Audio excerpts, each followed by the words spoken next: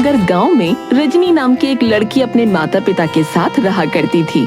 उसके पिता मोहन अपाहिज थे और इसीलिए वो कोई काम नहीं कर पाते थे और उसकी माँ पिछले एक लंबे समय से बीमार चल रही थी, जिस कारण वो बिस्तर से लग चुकी थी।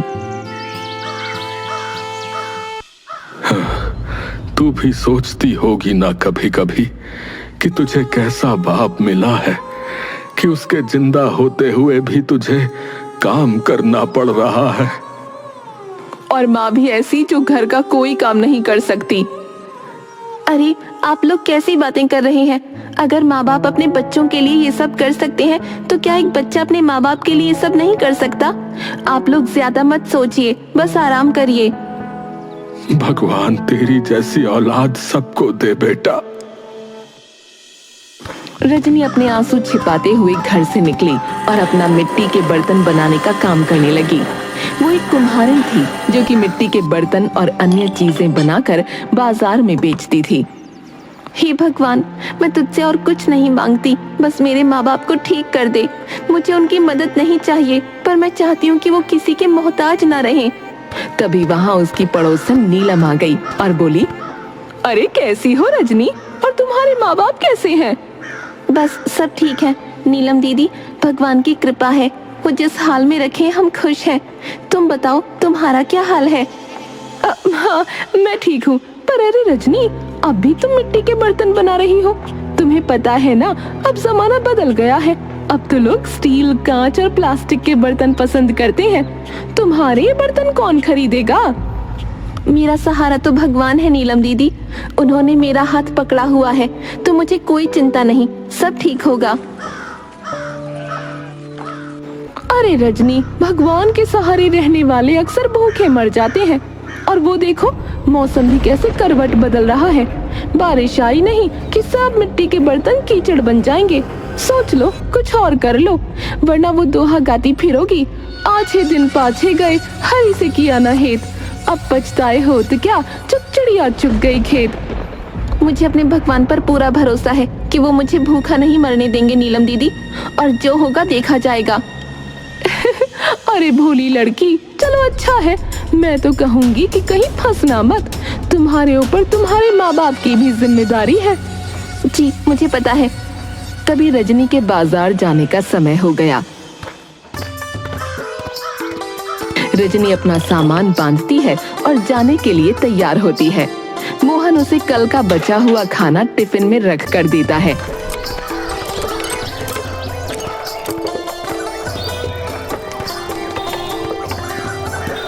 वो बाजार में अपने बर्तन बेचने लगती है।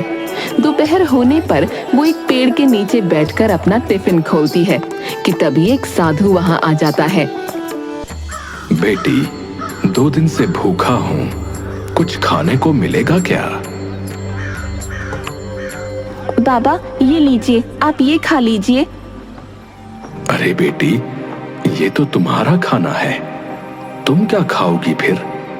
बाबा आप खा लीजिए, मैं घर जाकर खा लूंगी। सदा खुश रहो बेटी, याद रखना, तुम्हारा नसीब तुमसे कोई नहीं छीन सकता। जी बाबा।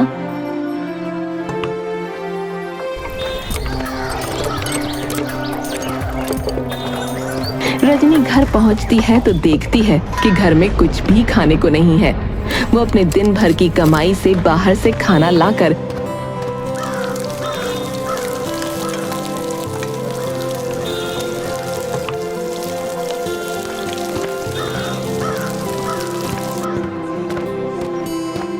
अपने माता पिता को खिलाती है और खुद भूखी रहकर अगले दिन के बर्तन बनाने में जुट जाती है।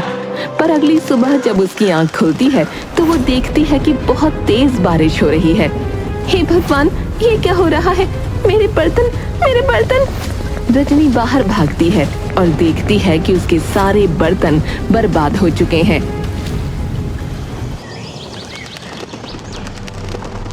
देख लिया रजनी, मैंने कहा था ना कि ये काम नहीं चलेगा। ये भगवान का सहारा है, बारिश आई नहीं कि सब मिट्टी में मिल गया। हे भगवान, ये कैसी परीक्षा है, अब मैं क्या करूं? रजनी अगले दिन नई मिट्टी लाने के लिए तालाब जाती है, लेकिन तालाब में पानी भर चुका था। उसी समय फिर से बारिश शुरू हो गई। उसे समझ आ जाता है कि मिट्टी के बर्तन का काम अब नहीं चलेगा।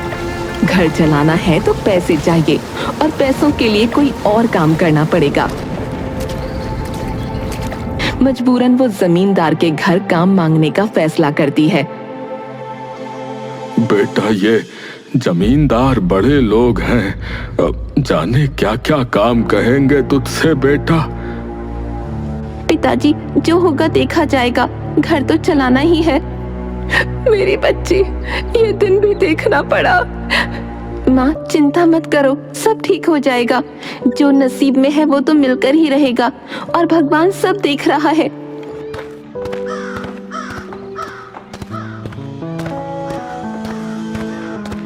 रजनी जमींदार के घर पहुंचती है और उसका दरवाजा खटखटाती है।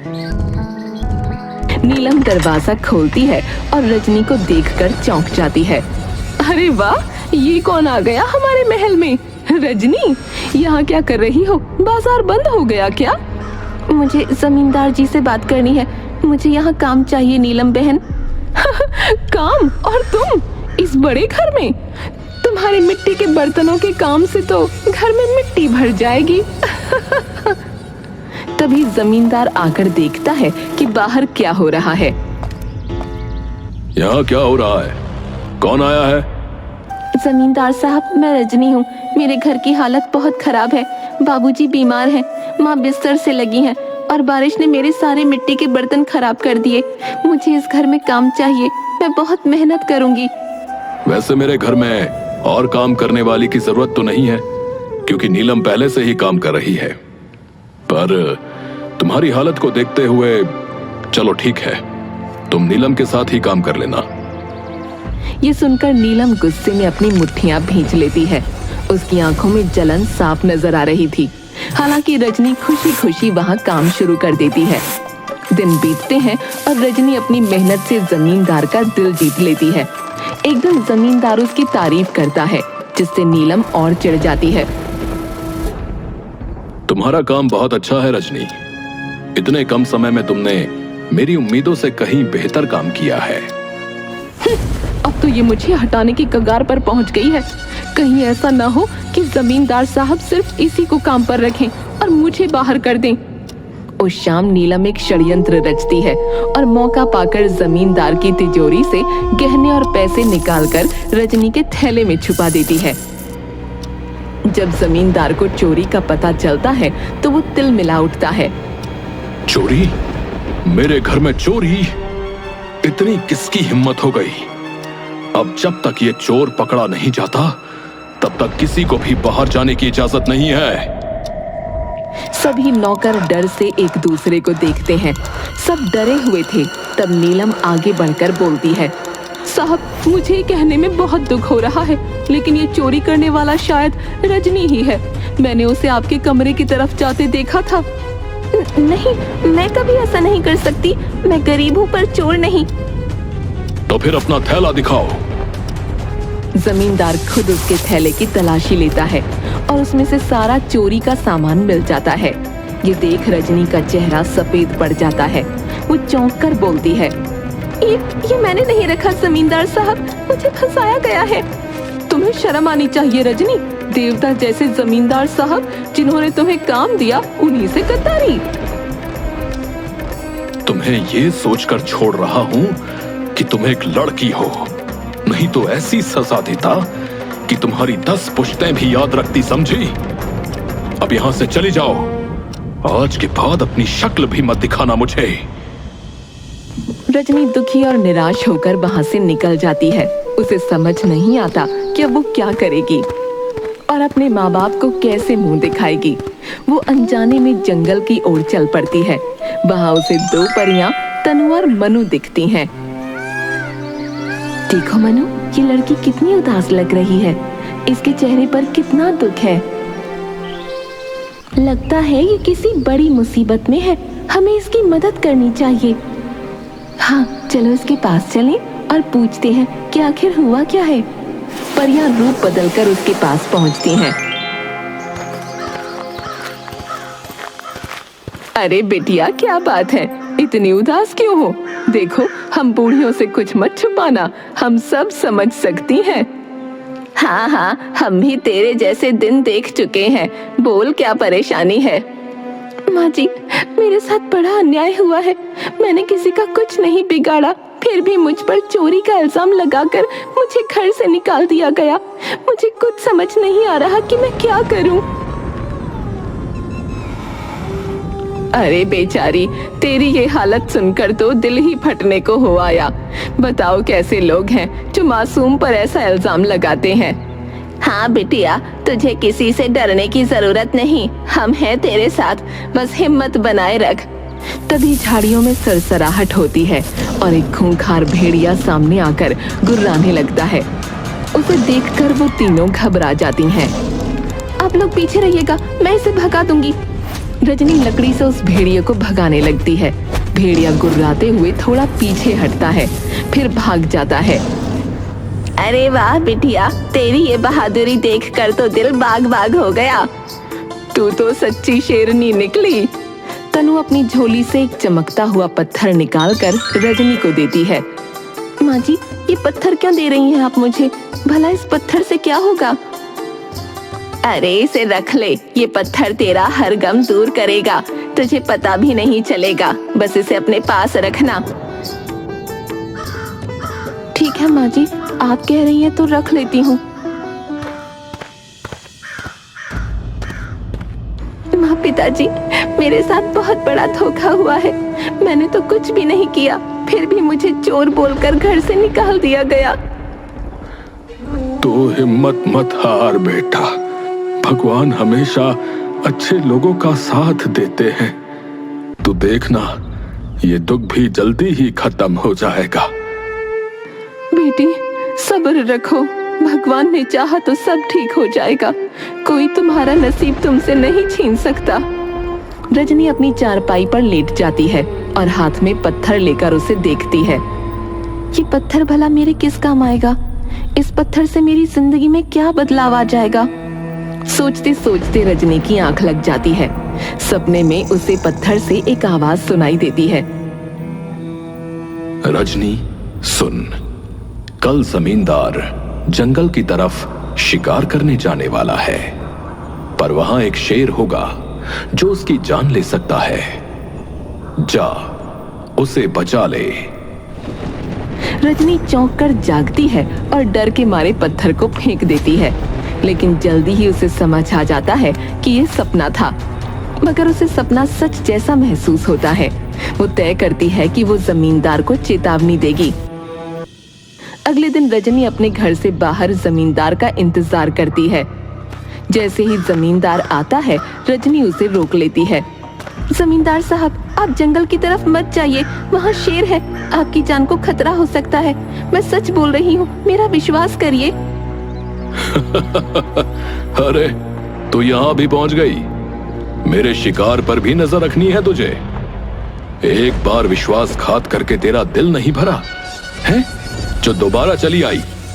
हट जा मेरे रास्ते से लड़की। साहब, मैं मजाक नहीं कर रही, वहाँ सच में शेर है, आपकी जान को वहाँ खतरा है। आप चाहे जो भी कहें, मैं आगे से नहीं हटूंगी। तभी कुछ लोग घबराकर दौड़ते हुए आते हैं। अरे बाप रे बाप, इतना बड़ा शेर! ए भैया, अरे बाप रे बाप, भागो रे भागो! ए भैया, शेर आ गया! अरे जल्दी सब लोग घर जाइए भैया, अरे जंगल में बब्बर शेर है और गांव की तरफ ही आ रहा है। अरे सबको चेतावनी दी जा रही है, जल्दी भागो! जमींदार घबरा जाता है।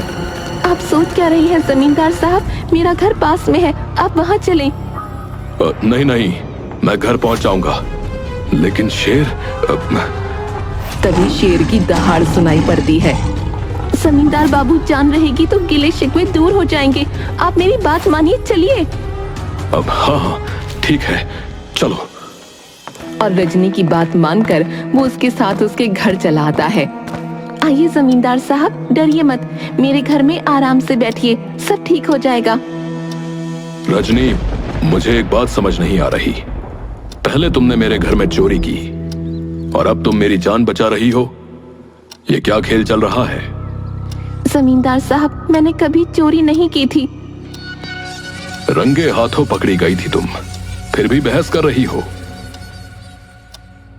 असल में वो चोरी नीलम ने की थी और मुझ पर इल्जाम लगा दिया। अरे तुमने क्या सोचा मैं ये बात ऐसे ही मान जाऊंगा?